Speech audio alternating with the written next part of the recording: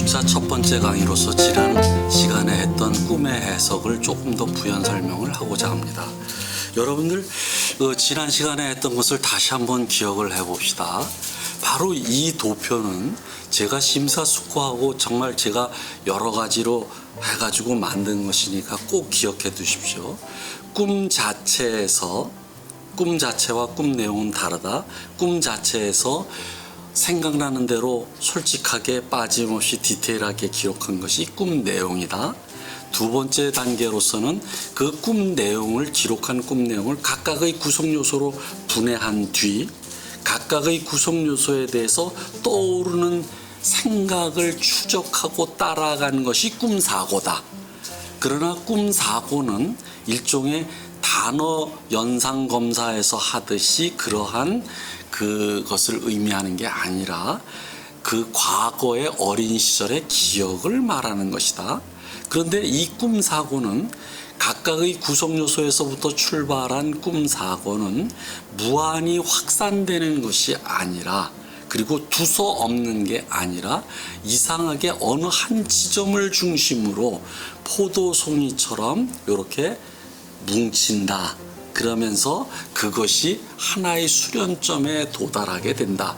그 수렴점에 도달했을 때 아하라는 그런 약간의 깨달음의 경험을 갖게 되면서 우리는 꿈의 의미에 도달했다라고 말을 한다. 그리고 이것이 바로 꿈이 해석됐다라고 말을 한다. 이렇게 말씀을 드렸습니다. 여기서부터 이제 다시 시작을 해봅시다. 여기서 우선은 꿈사고는 뭐냐면 여러분들 꿈의 재료라는 걸 배웠죠? 근데 꿈사고는 꿈의 재료가 아니라는 겁니다. 여기서 요것을 우선 여러분들에게 말씀을 드릴게요. 꿈의 재료는 이렇게 됩니다. 꿈 자체를 꿀 때에 그것이 재료가 되는 것을 말을 해요. 그러면 꿈의 재료를 여러분들 기억을 해봅시다. 첫째가 무엇이었죠? 자, 내외적인 자극.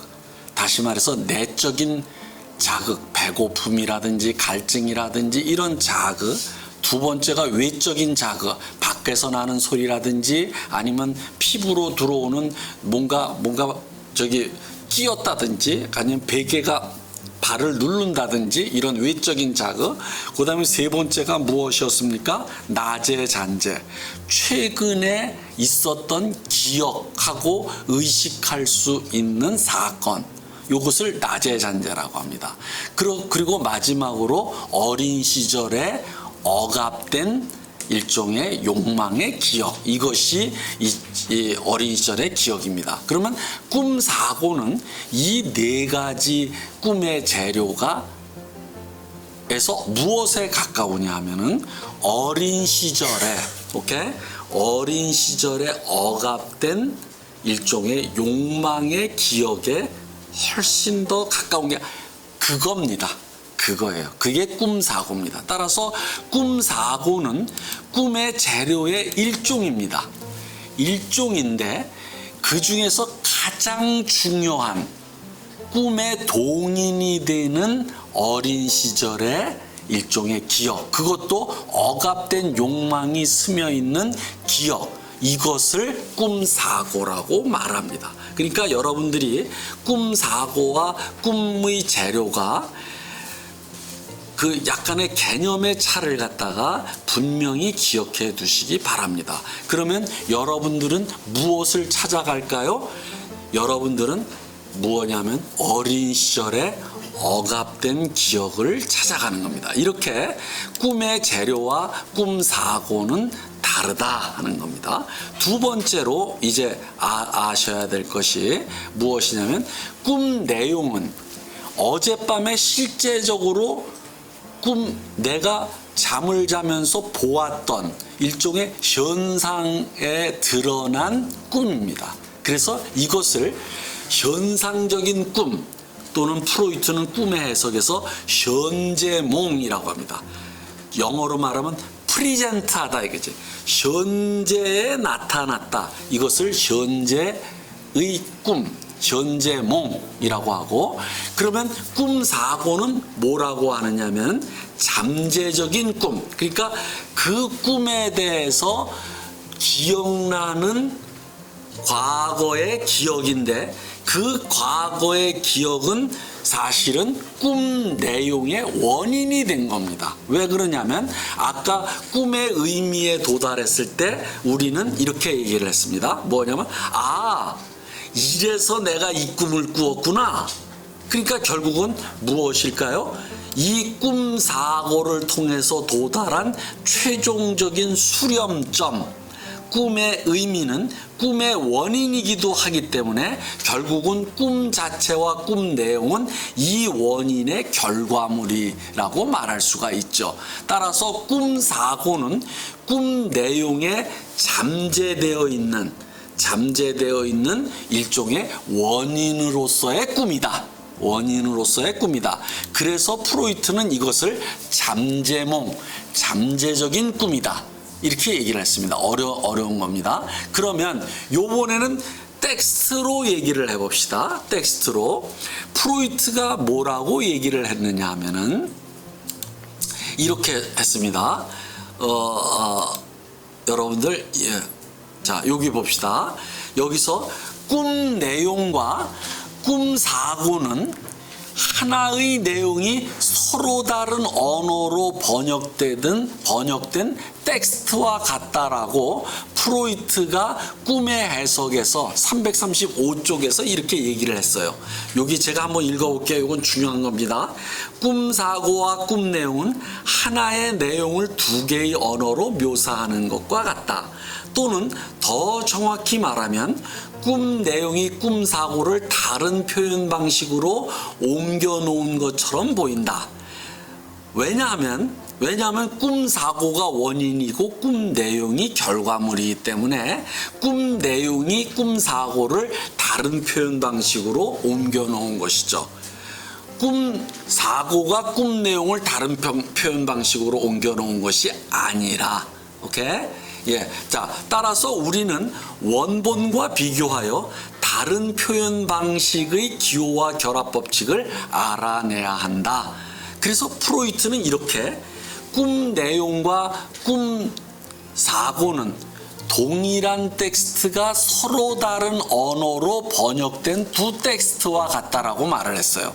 마치 여러분들에게 제가 지난 시간에 보여주었던 뭐냐면 한국어로 번역된 프로이트의 꿈의 해석을 여러분들에게 보여드렸어요. 그런데 그 내용은 무엇과 같습니까? 독일어 원본인 트라움도이퉁이라고 하는 꿈의 해석이라고 하는 책과 내용이 같습니다. 하나는 무엇이에요? 하나는 꿈의 원본, 독일어로 된 원본이고 프로이트가 직접 쓴 그것을 한국말로 번역한 것이죠. 이거와 같이 꿈 내용과 꿈 사고는 사실은 두 개가 서로 다른 언어로 된 텍스트이지만 내용은 동일한 것이다. 이렇게 얘기를 하고 있습니다. 그러니까 번역의 관계다. 여러분들 아시겠습니까? 그러면 여기서 꿈 사고가 꿈 내용을 번역하는 것이냐, 꿈 내용이 꿈 사고를 번역하는 것이냐 하는 것은 둘 다 똑같습니다. 뭐냐면 꿈의 해석이라는 동일한 내용을 하나는 독일어, 하나는 한국어 또는 일본어 또는 영어 이런 식으로 서로 다른 텍스트로 되어 있는 것이기 때문에 이것들이 서로 다 같은 관계에 있다 하는 겁니다. 그러면 여기서 무엇이냐면 꿈 내용은 따라서 현상 텍스트다. 요것은 여러분들 좀 어려운 용어인데 크리스테바라고 하는 프랑스 비평가가 쓴 용어예요. 그러니까 프로이트는 현상적인 꿈, 현재몽이라고 얘기를 했는데 이것을 크리스테바라는 그 비평가는 현상 텍스트라고 말을 한 겁니다. 마찬가지로 잠재적인 꿈 사고는 생산 텍스트다. 왜 그러느냐면 왜 생산 텍스트일까요? 바로 꿈 사고가 원인이 되어서 꿈 내용을 꾼 것이기 때문입니다. 그러니까 꿈 사고에 의해서 꿈 내용이 생산된 것이죠. 따라서 꿈 내용은 생산물, 이쪽은 뭐냐면 생산. 그러니까 영어로 말하면은 하나는 프로덕션, 또 하나는 프로덕트가 됩니다. 생산물이 되는 거죠. 이런 것처럼 현상 텍스트와 생산 텍스트로 되어 있다. 여기서 여러분들 텍스트의 개념이 프로이트에 의해서 도입됐는데 너무 어렵게 생각하지 마십시오. 간단히 말씀드리면 여기서 제일 중요한 것은 무엇이에요? 꿈 내용과 꿈 사고는 동일한 내용이 서로 다른 두 개 이상의 언어로 된 두 텍스트다, 이렇게 되는 겁니다. 따라서 꿈 내용과 꿈 사고는 내용은 동일하다, 언어만 달리 되어 있을 뿐이다, 이렇게 됩니다. 따라서 여러분들이 꿈 내용을 해석하려면 여러분들이 영어를 해석할 때 무엇이 필요합니까? 영어의 문법을 알아야죠. 그 다음에 영어의 일종의 기호, 즉 영어 단어들을 많이 알아야죠. 그거와 마찬가지로 꿈 내용의 일종의 기호와 기호의 법칙, 즉 꿈 내용의 문법을 알아야만 꿈의 을 해석할 수가 있다, 이렇게 말씀을 드릴 수 있는 거죠. 자, 이제 다시 넘어갑시다. 그러나 그거보다 더 중요한 것이 있습니다. 여기서 지금 꿈 내용과 꿈 사고는 하나의 내용이 서로 다른 두 언어로 된 텍스트와 같다. 여기 이것보다 더 중요한 게 있습니다. 제가 굳이 여기서 말씀을 드리고자 하는 것은 무엇이냐면 여기서 무엇을 알 수가 있습니까? 꿈 내용이든지 꿈 사고든지 누구만 알 수 있습니까? 꿈꾼 사람만이 알 수 있어요. 그러니까 그것은 무엇을 얘기하느냐?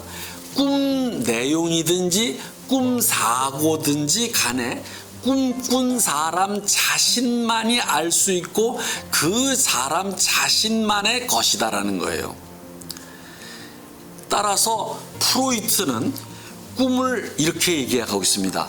꿈을 해석할 수 있는 사람은 꿈꾼 사람 자신뿐이다. 여러분들 요거 꼭 기억하십시오. 이것이 가장 위대한 명제입니다. 그러니까 인류 역사상 꿈을 여러분들은 이렇게 합니다. 여러분들이 꿈을 꾸잖아요. 그러면 뭐야? 점쟁이나 해몽가에게 우리 여러분들 서울에도 그렇고 대구에도 그렇고 많습니다. 이 해몽을 해주겠다고 하는 판을 벌리고 있는 길거리에 있는 이 점쟁이들 말이죠. 타로점 치고 여기에 가서는 안 된다는 겁니다. 이것은 비과학적인 것이고 더 중요한 것은 여러분들 자신의 정신생활을, 심리생활을 왜 다른 사람에게 의존해서 다른 사람이 해독해 주기를 바라느냐. 이것은 여러분들 자신이 독립된 존재가 아니라는 것을 뜻합니다. 석가모니께서 말씀하셨지만 뭐냐면 천상천하 유아독존이라, 뭐야? 한올 위 한올 아래 나만이 홀로 존귀하다. 여러분들 스스로가 여러분들의 삶을 뭐예요? 일개 점쟁이 나부랭이에게 무엇이에요? 여러분들의 인생을 맡기지 마시라는 거죠. 이것이 이 프로이트가 우리에게 전하는 가장 중요한 메시지 중에 하나다.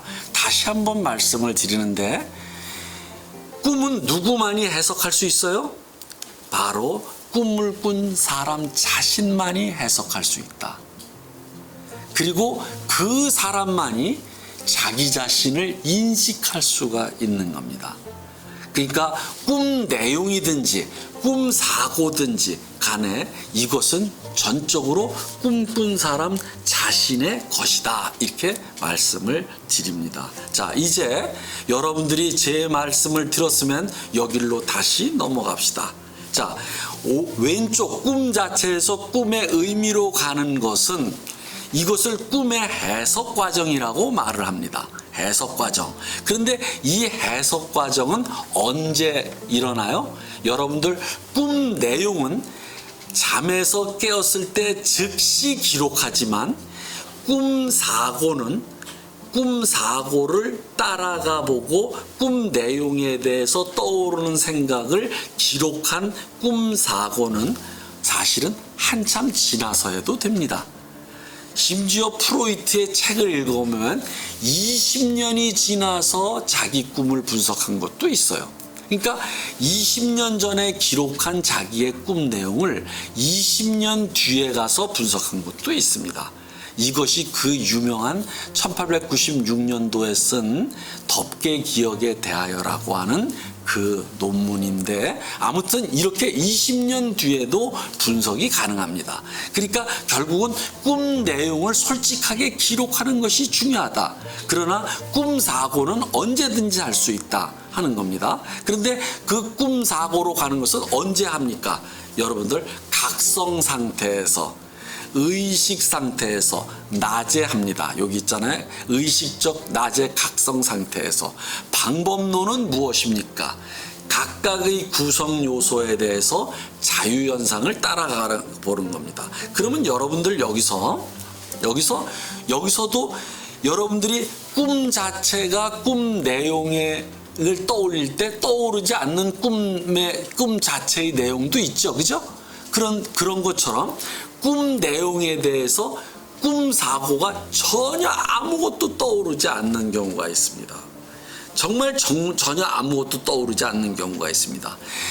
그래서 나중에 해도 된다는 겁니다. 어느 순간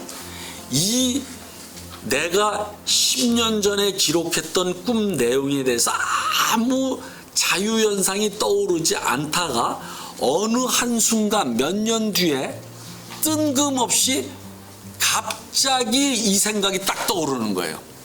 갑자기, 여기서 뜬금없이와 갑자기라고 하는 부사가 자유현상에 가장 어울리는 우리 순우리말이라고 했지 않습니까? 그것이 갑자기 떠올라요. 이때서부터 분석이 되는 거예요. 그러니까 그때까지 기다리는 겁니다. 그러니까 자유현상의 방법론은 언제까지든지 유효하다. 그것이 떠오를 때까지 꿈 내용에 대해서 기다리는 것이다.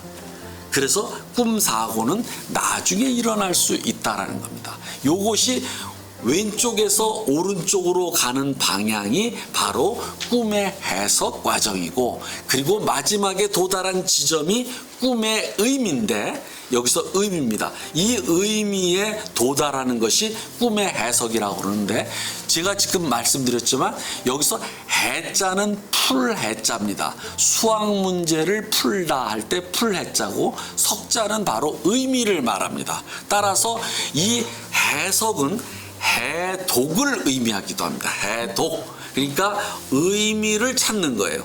그러나 여기에는 또 다른 중요한 과정의 핵심이 있습니다. 아까도 말씀드렸지만 꿈의 의미에 도달할 때 아하, 이것 때문에 꿈을 꾸었구나 라는 생각이 든다 그랬지 않습니까? 아하, 그럴 때 어떤 생각이 든다 그랬습니까? 또 내가 이것 때문에 꿈을 꾸었구나, 이런 생각이 든다는 거죠.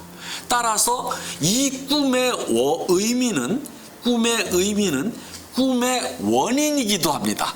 꿈 내용의 원인이기도 합니다. 따라서 제가 말씀드린 것이 꿈 사고가 꿈 내용의 원인이라고 말씀드린 이유가 바로 여기에 있습니다. 자, 이게 꿈의 원인입니다. 그럼 이제부터 얘기가 달라지기 시작하는 겁니다. 자, 꿈의 원인이에요. 그러니까 꿈의 해석은 의미를 찾아가는 것이기도 하지만 동시에 꿈의 원인을 찾아가는 것이기도 해요.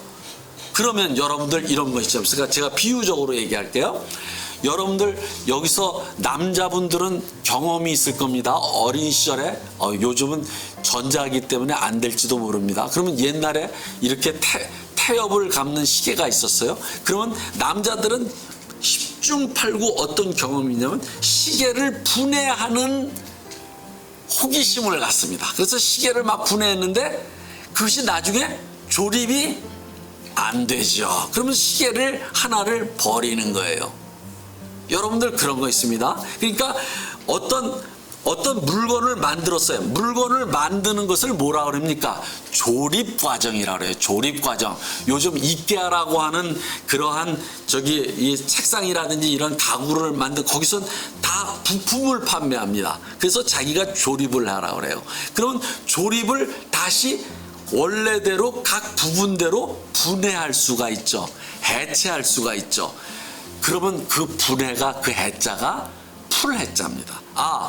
그러면 여러분들 꿈 내용에서 꿈 사고로 가는 과정을 구성 요소로 풀고 분해하는 과정이라면 이 꿈의 의미가 원인이라면 이 꿈 자체와 꿈 내용은 결과물이겠고 꿈의 의미인 꿈의 원인에서 꿈 자체로 가는 과정은 무엇입니까? 조립 과정이겠죠. 꿈의 해자가 분해 과정에서 반대인 조립 과정이 있죠. 조립은 무엇입니까? 꿈이 만들어지는 과정입니다. 여기서 프로이트의 놀라운 명제가 나타납니다. 놀라운 명제가 무엇이냐면 꿈이 만들어지는 과정을 꿈의 작업이라고 명명합니다. 꿈의 작업. 그러니까 이 모든 것이 프로이트가 처음으로 만든 개념적 도구예요. 꿈이 만들어지는 과정을 뭐예요? 꿈의 작업. 이것은 조립 과정입니다. 조립 과정. 그러면 이 꿈의 작업은 잘 보십시오. 여러분들 시계를 분해했어요? 다시 조립하려면 어떻게 돼요? 시계를 분해하는 과정의 역과정이겠죠. 역과정. 그렇죠? 역과정이에요. 이 부분이 중요합니다. 자, 그러면 여기서 꿈의 작업은 꿈의 해석의 역과정이다라고 하는 유명한 명제가 나오기 시작하는 겁니다. 꿈의 역과정이다. 역과정 됐죠? 꿈이 만들어지는 과정은 꿈이 분해되는 과정의 역과정이다. 됐어요? 역과정. 그러면 꿈 사고에서 꿈의 내용으로 가서 꿈 자체로 가는 과정은 꿈의 작업이에요. 이건 언제 일어납니까? 여기서 밤에 일어납니다. 잘 때 일어나요. 수면 상태에서. 그리고 이 만들어지는 과정은 우리가 의식할 수 없어요. 이것은 무의식적 과정이에요. 꿈의 해석 과정은 의식적 과정인데, 그러면 이 꿈의 해석 과정은 뜬금없이 갑자기 떠오르는 생각, 자유연상이 일종의 방법론이 됐었죠? 그러면 이쪽은 어떻게 되느냐? 꿈의 해석 과정을 미루어서 추론하는 과정입니다. 이쪽을 역으로 추리. 여러분들 범인을 잡을 때 추리하잖아요.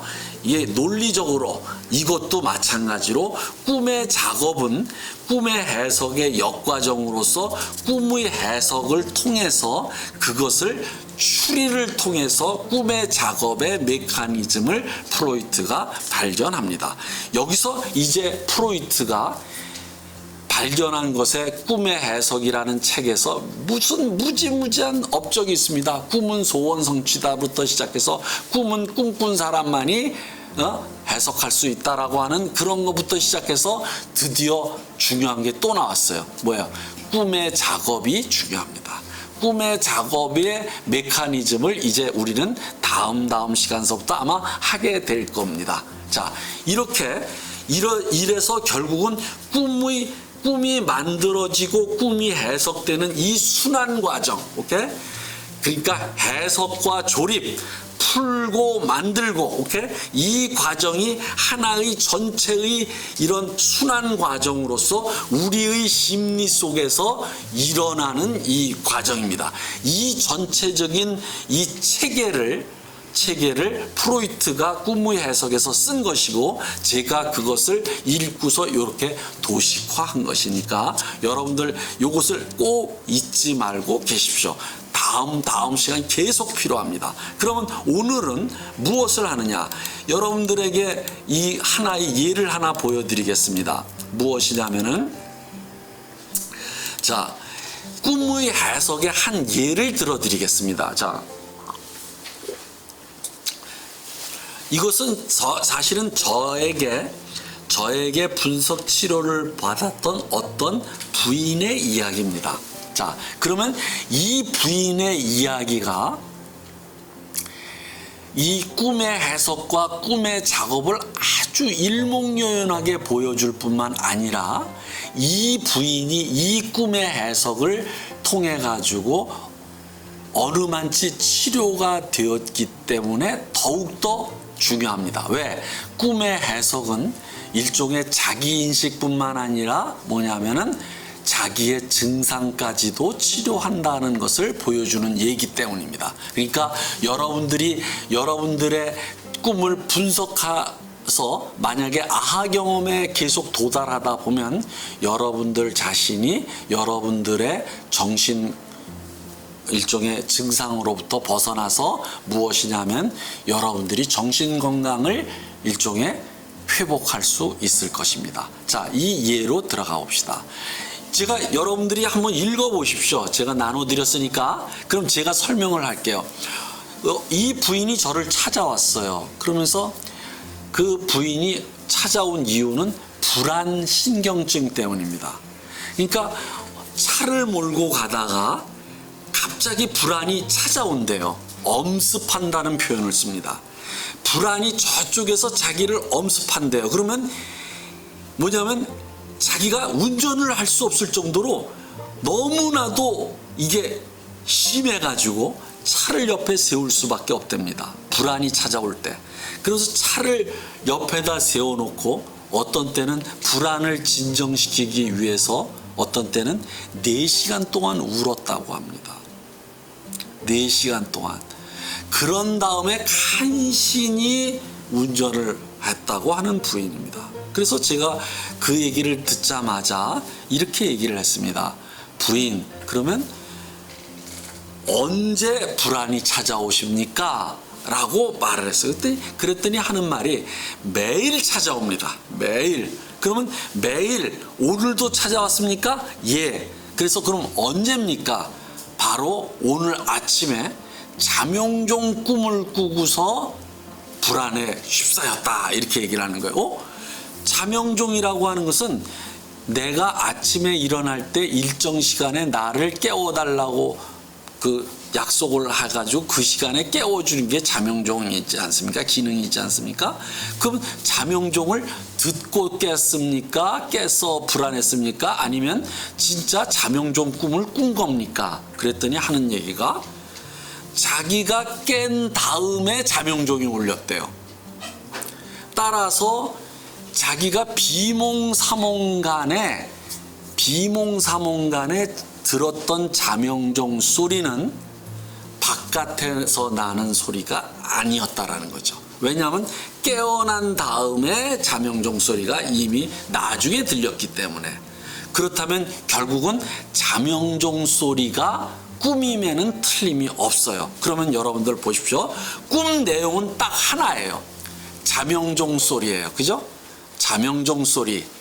이것이 꿈 내용이 이렇게 아주 간단할 수가 있습니다.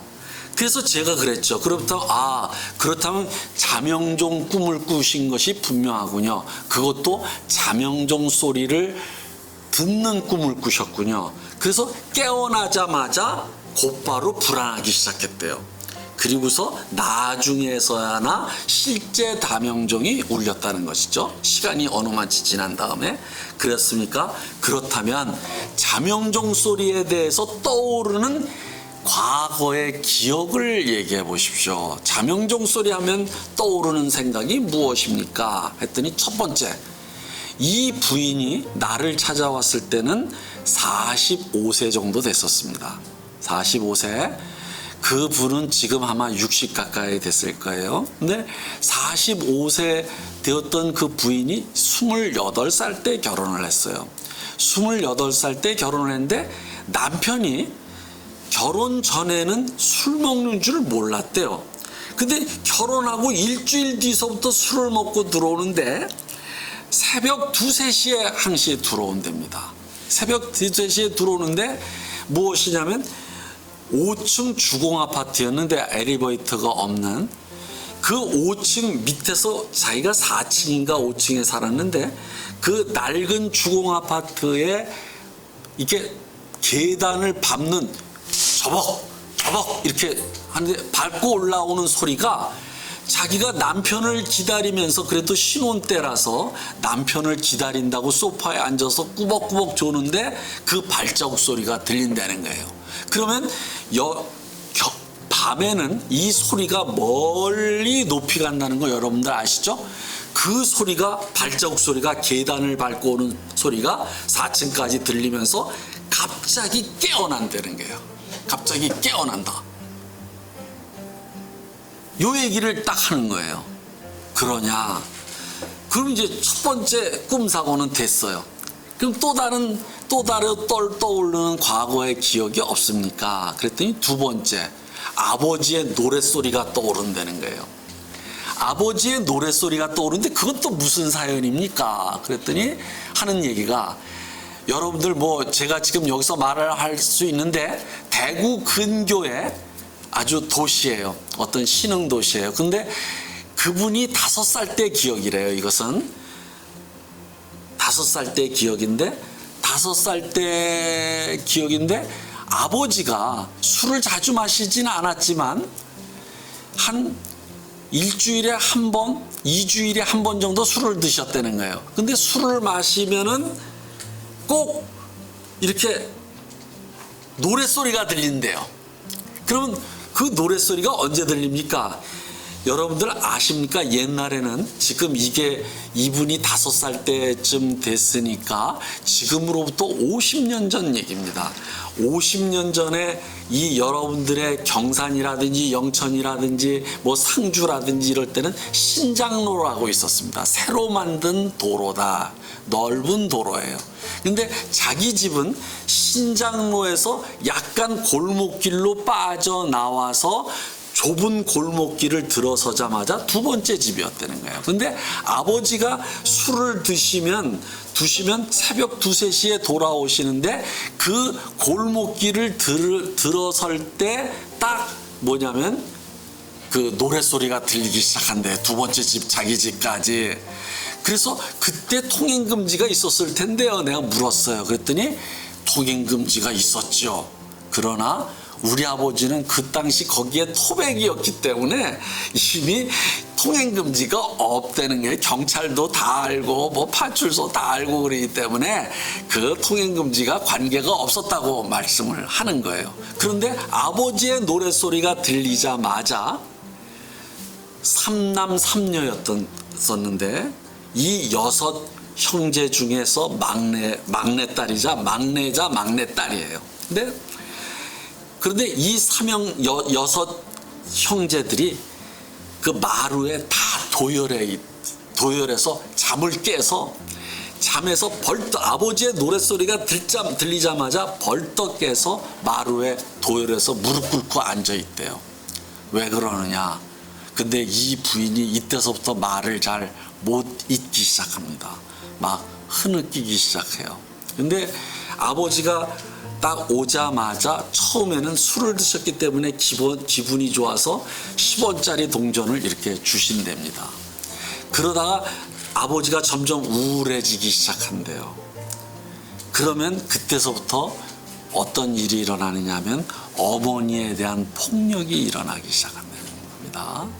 어머니를 엄청나게 때렸대요. 근데 여기서 더 중요한 게 있습니다. 무엇이냐면 이 6 형제의 막내였는데 언니 오빠들이 이 막내딸에게 아주 험한 일을 시킨 거예요. 어떤 일을 시켰느냐 하면은 아버지가 너는 절대 때리지 않으니까 네가 가서 말려라 이랬대요. 근데 실제로 자기는 언니 오빠들은 아버지에게 그렇게 많이 맞고 그랬는데 자기는 아버지가 한 번도 손을 댄 적이 없답니다. 그러니까 아버지에 대한 기억이 자기는 굉장히 좋았고 아버지는 나만을 사랑한다라는 생각을 가졌다는 거예요. 그런데 이제 언니 오빠들이 시킨답니다. 뭐냐면 네가 가서 말려라. 말리면은 아버지는 절대 너를 때리지 않으니까 그러니까 네가 말리면은 될 거다. 그래서 자기가 5살 나이에 아버지의 이 허벅지를 잡고 키가 안 되니까 작은 아빠 엄마 때리지 마. 아버지 엄마 때리지 마. 이랬다는 겁니다. 그러면 아버지가 잠시 그친답니다. 왜? 그 막내딸을 때리지 않았기 때문에 발로 차지는 절대 않았대요. 그러니까 막내딸이 그 발을 잡고 있는 순간까지는 아버지는 자기를 엄마를 아무도 안 때렸다는 거죠. 근데 그것이 끝나자마자 곧바로 다시 때리기 시작했다는 거예요. 폭력이. 그러면서 거기서 하염없이 우시더라고요. 내 앞에서 이 꿈을 얘기하면서 그러면서 한 30분을 우셨을까? 그 다음에 이분이 이런 얘기를 하는 거예요. 제가 해석하지도 않았어요. 해석하지도 않았는데 이 꿈을 스스로 해석하더라고요. 무엇이냐면 이 얘기를 합니다. 무엇이냐면 자기가 이렇게 불안한 것은 아버지가 원인이라고 생각해 본 적이 없다는 거예요. 아버지가. 왜냐하면 아버지는 자기를 한 번도 때린 적이 없고 아버지는 자기만을 사랑했고 여러분들 꽁 잡는 매라는 말 아십니까? 그러니까 결국은 아버지라는 매를 잡는 것은 이 막내딸 6번째 딸 뭐냐면 이 꽁이었던 거예요. 근데 이런 식으로 해서 한 번도 아버지가 자기의 불안이 원인이라는 것을 생각해 본 적이 없었는데 이 꿈을 딱 분석하는 순간 왜 불안해요? 아까 꿈의 의미에 도달했을 때 이것 때문에 내가 꿈을 꾸었구나. 그리고 불안했구나. 그러면 꿈에서 깨어났을 때 이분은 왜 그랬어요? 자명종 소리를 듣자마자 무엇이에요? 깨어나자마자 불안했지 않습니까? 그러면 꿈의 의미에 도달한 꿈의 원인은 뭡니까? 어머니의 폭력, 어머니에 대한 폭력, 그리고 그 기억이 깨어나는 겁니다. 그리고 노랫소리가 아버지의 노랫소리가 들리자마자 모든 6 형제가 잠에서 깨어나서 마루에 도열했단 말이죠. 마루에 도열했을 때 무엇이냐? 왜 깨어났을까요? 아버지의 노랫소리는 여러분들 파블로프의 개라는 거 아십니까? 파블로프의 개에게 뭐예요? 파블로프가 개에게 음식을 주기 전에 무엇이에요? 종을 울린 다음에 음식을 주고 또 종을 울린 다음에 간 다음에 종만 울려도 무엇이에요? 침을 질질 흘리는 거와 같이 이게 파블로프의 개입니다. 그것처럼 무엇입니까? 아버지의 노랫소리가 들리자마자 왜 도열해요? 아버지의 폭력이 시작된다는 불안이 시작되는 거예요. 불안해서 뭐냐면 잠에서 깨어나는 겁니다. 마치 그렇기 때문에 어떤 일이 일어나느냐? 아버지의 노랫소리가 잠을 깨워온 이유는 폭력이 시작된다라고 하는 신호였듯이, 오케이? 그러니까 신호 불안이었듯이 아버지의 노랫소리는 자명종 소리는 무슨 기능을 갖고 있습니까? 바로 잠을 깨우는 기능이 있죠. 그러니까 자명종 소리가 잠을 깨울 때 바로 또 똑같이 불안이 일어나는 겁니다. 마치 아버지의 노랫소리와 뭐냐면 자명종 소리는 같은 기능을 갖고 있었던 것이죠. 그러니까 자명종 소리는 아침에 자기의 잠을 깨우는 자명종 소리는 무엇에? 어린 시절에 어머니에 대한 아버지의 폭력을 그대로 연상시켰던 겁니다. 그러니까 결국은 어린 시절의 기억이 되살아나는 겁니다. 그러니까 여러분들 잘 보십시오. 이 꿈을 볼 때, 이 꿈을 할 때, 뭐 첫 번째 무엇을 알 수 있습니까? 자명종 소리라고 하는 꿈 내용은 딱 하나예요. 내용이. 근데 그것에 대해서 무엇이에요? 이것이 달라지죠. 꿈 사고가 두 개로 퍼져나가요. 퍼져나가면서 각각 다른 기억으로 퍼져나가는데 남편에 대한 기억, 그 다음에 무엇이에요? 아버지의 노랫소리의 기억, 이것으로 가게 됩니다. 가게 되는데 서로가 다른 길을 가는데 나중에는 하나하나로 이렇게 수렴이 됩니다. 그 수렴이 되는 마지막은 뭐냐면 어머니에 대한 아버지의 폭력의 기억을 깨워낸다는 것으로 갑니다. 그러면 그것을 깨워내는 것은 뭐냐면 잠을 깨워서 어린 시절에 저기에 도열했듯이. 그런데 여러분들 여기서 또 다른 중요한 게 있습니다. 이렇게 꿈은 뭐냐면은 꿈의 해석 방법론을 가르쳐 주지 않아도 스스로 알게 됩니다. 스스로. 여기서 이 사람이 어린 시절에 아버지의 노랫소리의 기억이 딱 떠오르자마자 눈물이 흘리기 시작하는데 그 눈물이 30분을 가고 눈물이 흐르면서 이 사람은 벌써 안 겁니다. 그때 아하 경험이 일어난 거예요. 그 아하 경험은 아버지가 한 번도 자기의 불안의 원인이라고 생각한 적이 없다라는 말로서 나타납니다. 그런데 이 꿈을 분석을 통해서 아버지가 원인이었다라는 것. 그러면 그 이전에는 누가 원인이었다라고 생각을 했느냐면 어머니가 원인이었다라고 생각을 해요. 어머니를 무지하게 미워했대요. 그러니까 아버지에게 맞는 어머니가 그렇게 미웠답니다. 자, 이렇게 되죠. 그 다음에 두 번째 중요한 게 있습니다. 이분이 이 꿈을 나에게 찾아온 첫날 분석한 거예요. 그런데 첫날 분석한 다음에 그 다음번 두 번째 왔을 때 이 부인이 이런 말을 합니다. 이 꿈의 해석 때문에 자기가 반이 나은 것 같다. 이렇게 얘기합니다. 반이 나은 것 같다. 그 무엇이냐? 아까 어머니가 원인인 줄 알았더니 아버지가 원인이라 자기 인식을 하게 되고 이 불안의 원인을 정확하게 찝은 겁니다. 마치 여러분들이 어떤 몸에 고름이 생겼을 때 그 상처 부위를 정확하게 진단하듯이 꿈은 이렇게 자기 인식을 통해서 자기 치료의 기능을 갖고 있습니다. 그래서 이분이 이 꿈을 통해서 이제 세 번째, 그 다음에 어떤 일이 일어났느냐? 저는 꿈의 해석 방법을 가르쳐 준 적도 없고 아무것도. 세 번째, 저 분석가인 나를 믿기 시작했어요. 분석가인 나를 믿기 시작합니다. 그래서 나에게 이 분이 4년 반을 분석 치료를 받습니다. 굉장한 거죠. 그러니까 그래서 지금은 이제 뭐 어디 가 계시는지는 제가 알지만 아무튼 지금은 많이 치료가 되어서 했다. 마치 이와 같다라는 겁니다. 그러면 여러분들 여기서 많은 공통점이 있다는 것을 알게 되고, 그리고 꿈 내용과 꿈 사고를 통해서 마지막 꿈의 의미에 도달하는 지점은 굉장히 다르다라는 것을 알 수가 있어요. 그러면 우리가 여기서 우리는 지금 왼쪽에서 오른쪽으로 갔지만 이제서부터는 어디냐? 왼쪽에서 오른쪽으로 가게 됩니다. 그것을 뭐라 그랬어요?